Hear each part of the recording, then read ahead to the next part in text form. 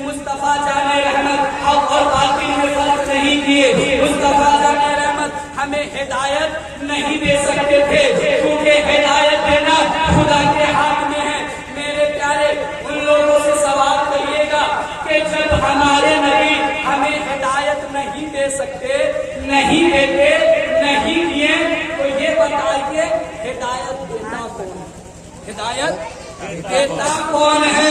تو ان کا جواب ہوگا کہ خدا تبارک و تعالی جسے چاہتا ہے، یہ نہیں کہتا ہدایت دیتا ہے، بلکہ یہ کہے گا کہ جسے چاہتا ہے اسے ہدایت دیتا ہے۔ میرے پیارے، اب دنیا کے معمول سے، دنیا کے اعتبار سے آپ کو میں سمجھاؤں گا، بڑے تیزی کے ساتھ آپ کے سامنے یہ بات رکھوں گا کہ مصطفیٰ جان رحمت کب اور کیسے اور کس کو ہدایت دیے، اور کب اور کیسے ہدایت دیتے تھے، کب اور کیسے کس کو ہدایت ملی۔ میرے پیارے، لوگ کہتے ہیں ابو جہل نبی کو دیکھا، بار بار دیکھا، لیکن ہدایت نہیں پایا، اسے ہدایت نہیں ملی، کیونکہ مصطفیٰ ہدایت نہیں دے سکتے تھے، معاذ اللہ۔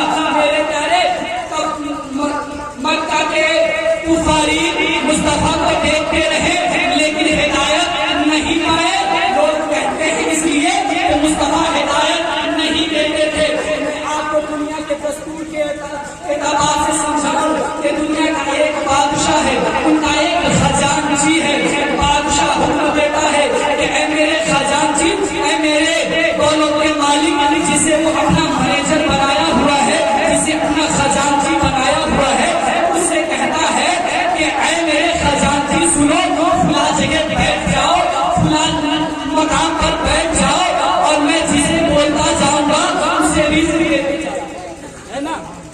جس کا میں نام آپ تک بھیجوں گا، جس کی پرچی لکھ کر آپ تک پہنچا دوں گا، اسے ہدایت، اسے رزق دے دینا، اسے دولت دے دینا، جتنا میں لکھ دوں گا اتنا اسے دے دینا کر بادشاہ کے بارگاہ میں عرض کرتے جائیں گے۔ کہتے ہیں جن کا نام سے پرچی کاٹ کر وہ دیتے ہیں، انہیں وہ پیسے دولت دیتے ہیں، بڑھاتے ہیں۔ اب یوں سمجھئے کہ کچھ لوگ گاؤں میں یہ اعلان کرے، ڈھگورا پھیلے کہ بادشاہ کا جو فلاں خزانچی ہے، لوگ کہتے ہیں کہ وہ دولت بانٹتے ہیں۔ میں گیا، مجھے واپس کر دیا، مجھے دولت نہیں ملا۔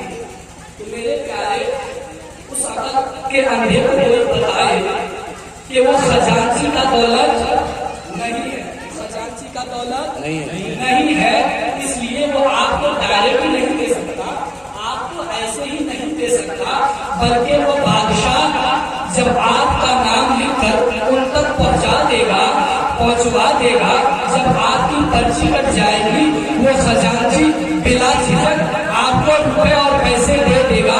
تو میرے پیارے، اسی سے آپ سمجھ لیجئے دنیا کا یہ معمول ہے کہ ایک خزانچی اپنے بادشاہ کے حکم کے بغیر دولت نہیں دے سکتا، دولت، مال و دولت، خزانہ آپ کو نہیں دے سکتا۔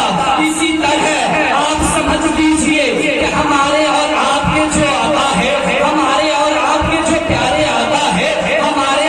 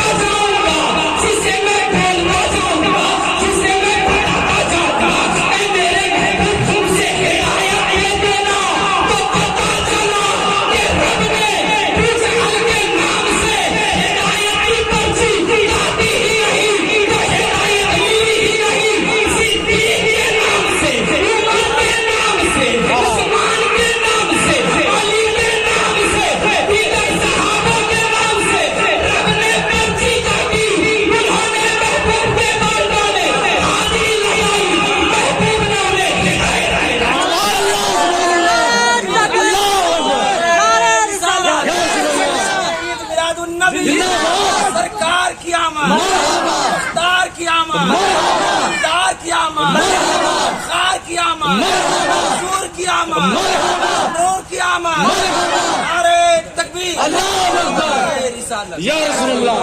بات کرنے آئی سمجھ میں آ رہی بس آپ بھی کریں اس کے میں آپ کو بتا دوں سے کبھی بتاؤں ختم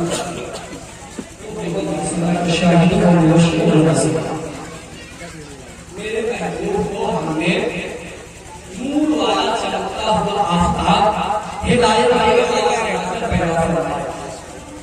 یہ تو بات سمجھ میں آ گئی کہ محبوب کب اور کیسے اور کس کو ہدایت دیتے ہیں.